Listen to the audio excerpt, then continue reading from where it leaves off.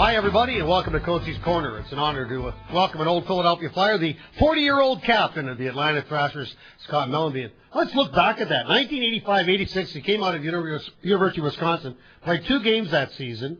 And can you imagine you've been in the league now 20 years?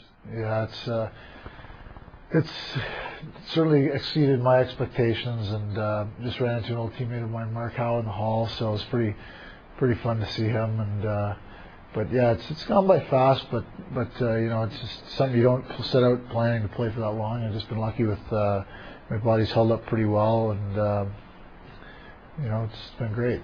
Let's talk about your body holding up that long, because now you're over 1,400 games. You've got a team with the Atlanta Thrashers with the additions that you made. A little slower back then.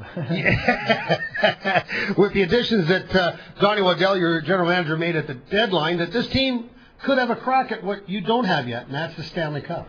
Yeah, I mean, it's, you know, it's obviously it's a big void for me and Mike. I think sometimes players say, you know, if it doesn't happen for you, it's not that big a deal. But for me, it is, and it's, you know, this will probably be my last chance. So, you know, I've come to Atlanta to try to help a young team get in the playoffs. We've gotten a little older, and with some of our additions, we've gotten even older. But, you know, I think we're in a position where we're a team that, you know, hopefully we're going to make the playoffs here and have an opportunity to make some noise. I got to pick up on what you said there, last chance. Does that mean that this is the year that you're going to call it a day, or is it last opportunity because of the type of hockey team you got right now?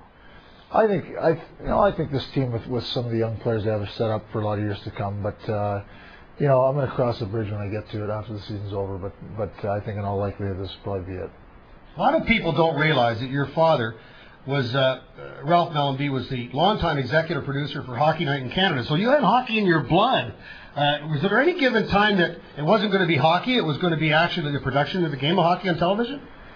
Well, I don't know about that. When I went to Wisconsin, I did, you know, start off I was there for 2 years and got into some introductory and communications courses in radio and television, history of radio and television and film, and I guess I was kind of headed down that road. But I don't know. I've been fortunate enough to do this for a long time, and it's been a great thrill to play in the league. It's been a thrill for my dad too, and you know, over the years, running into tons of people that he worked with, and people that worked for him. And it's always special to hear the great things they have to say about their relationship with him. So it's been pretty unique. When you take a look at these highlights, I mean, when you think of the success that you had here in Philadelphia, and the closest you came to winning a Stanley Cup back in 1987. Yeah, it's disappointing, you know, when you start your career on such a good team, and you go to the Stanley Cup Finals right away, and we lost in Game 7.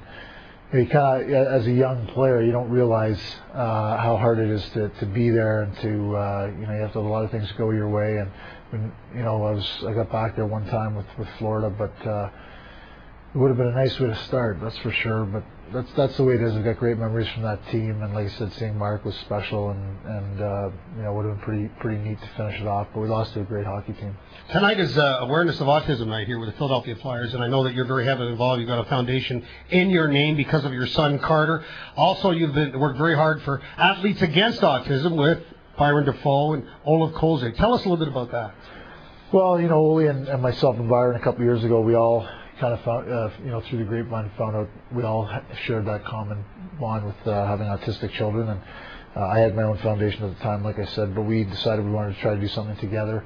And you know, so we started this Athletes Against Autism, and it's kind of taken a couple of years to get things going. But we had our first golf tournament last year out in California, and you know, we're just trying to build it slowly. And a lot of the buildings around the league, I think we're up to about 8 or 10 this year that they're having. We did it in Atlanta about a month ago, just having autism awareness nights and trying to bring. You know, not necessarily, obviously raising funds is a big part of it, but also just raising the awareness of what an epidemic it is now in the world, and in you know, United States and Canada. And so it's been fun to do it together with guys that, you know, we're enemies on the ice, but we're friends off the ice, and we're real thrilled that the Flyers are doing it for that tonight. And I know it's going to be a great night, and Scotty, I really appreciate you dropping by and talking to us. Congratulations on a great career. Best of luck with the Atlanta Thrashers in the playoffs, and continued success with your foundation. All right, Coatesy, thank you. Scotty Mellanby has been our guest. Thanks for joining us on Coatesy's Corner. We'll see you next time.